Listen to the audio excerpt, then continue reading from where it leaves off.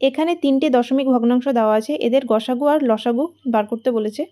তাহলে এই দশমিকগুলো আগে আমি তুলে নিচ্ছি, ঠিক আছে। তাহলে এটা হবে 4 বাই দশমিকের জায়গায় একটা 1, পরে জটা ঘর ওটা 0, তারপর এটা হয়ে যাবে 8 বাই একটা 1, একটাই ঘর মানে একটাই শূন্য হবে, 16 বাই 1, 3টে ঘর মানে 3টে শূন্য। আচ্ছা, এগুলো সবটি কাটাকুটি যাবে, তাহলে ছোট হয়ে যাবে। 4 দিয়ে কাটলে হবে 1 আর নিচে 25, 4 25 100, 4 বাই 5। আর এটা হচ্ছে 8 দিয়ে কাটো, 8 দুগুণে 16 আর 8 125-এ 1000 হয়, ঠিক আছে। এবার এগুলোর হচ্ছে আমরা বার করব গসাগু।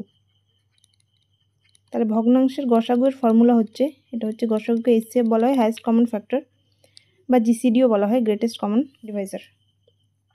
তাহলে ফর্মুলা হচ্ছে HCF মানে HCF অফ লব, ঠিক আছে। লবগুলো 1, 4, 2 এই 3টে সংখ্যার গসাগু বাই LCM হরগুলির লসাগু, নিচের সংখ্যাগুলির লসাগু 25, 2 আর 125।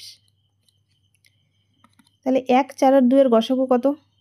সবচেয়ে বড় সংখ্যা যেগুলো প্রতিটি সংখ্যাকে ভাগ করে একই হবে, ঠিক আছে। আর LCM, তাহলে এখানকার মধ্যে সবচেয়ে বড় সংখ্যা দেখতে পাচ্ছি 125, 125 25 দ্বারাও ভাগ যায়।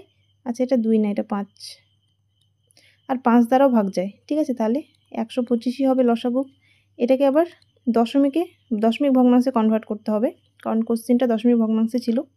তাহলে আমি নিচে 0 আনতে চাইছি, ঠিক আছে। 0 মানে মেট্রিক পদ্ধতিতে। তাহলে 125কে 8 দিয়ে গুণ করলে 1000 হয়, তাহলে উপর নিচে 8 দিয়ে গুণ করে দাও, 1000 সমান সমান 0.008। এটা হবে গসাগু। এবার লসাগু, ব্র্যাকেট হচ্ছে LCM, লিস্ট কমন মাল্টিপল। তাহলে এটার ফর্মুলা হচ্ছে লবগুলির এখানটায় লসাগু হবে আর হরগুলির গসাগু হবে। LCM of 1, 4, 2, HCF of 25, 5, 125।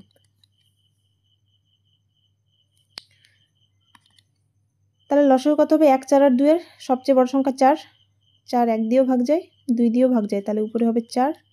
R HCF, তাহলে এখানকার মধ্যে সবচেয়ে বড় সংখ্যা যেটা প্রতিটা সংখ্যাকে ভাগ করে 5 হবে। এটাকে দশমিকে নিয়ে যাব, তাহলে 5কে 10-এ কনভার্ট করব 2 দিয়ে, তাহলে উপর নিচে 2 দিয়ে গুণ করে দাও, তাহলে উপরে হবে 8, নিচে হবে 10, মানে হচ্ছে 0.8, ঠিক আছে। তাহলে এটা হবে লসাগু আর এটা হবে গসাগু।